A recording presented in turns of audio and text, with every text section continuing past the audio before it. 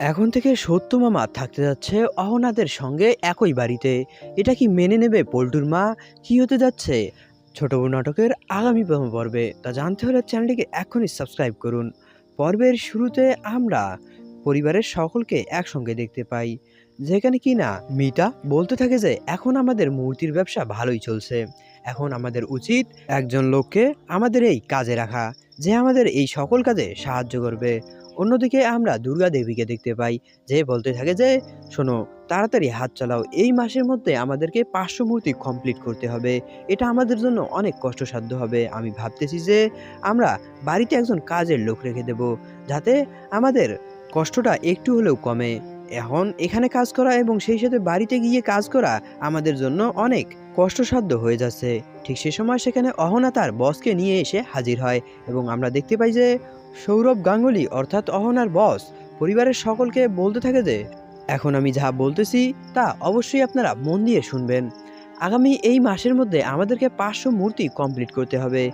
Officer আসবে উপর মহল থেকে আপনাদের এই মূর্তিগুলো পরিদর্শন করতে, এবং সেই সাথে একটা ছোট্ট আয়োজনও করা হয়েছে, যেখানে বিভিন্ন এলাকা থেকে মূর্তি বানিয়ে বিভিন্ন স্টলে প্রদর্শন করা হবে।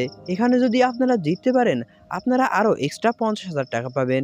এটা শুনে পরিবারের সকলে অনেক বেশি খুশি হয়ে যায়। এছাড়াও এই প্রজেক্টের সকল হিসাব কিতাব আমরা জানতে পারি দুর্গাদেবীর কাছ থেকে। পরবর্তী দৃশ্যে আমরা সবাইকে বাড়িতে দেখতে পাই, যেখানে কি না পারু, অহনা এবং দুর্গাদেবীকে বলতে থাকে যে তোমাদের জন্যই আজ আমি বাইরে গিয়ে কাজ করতে পারছি এবং নিজের স্বামীকেও আবারও নিজের কাছেই ফিরে পেয়েছি। ঠিক সে সময় সেখানে পল্টুর মা এসে উপস্থিত হয়। তাদের এত খুশি দেখে তার যেন গায়েই সহ্য হচ্ছিল না। সে তখন বলতে থাকে যে আমি একটা কথা পরিবারের সকলকে সাফ সাফ জানিয়ে দিতে চাই, আমি ঘরের বউকে অর্থাৎ পারুকে বাইরে যেতে দেব না আর কাজ করতে।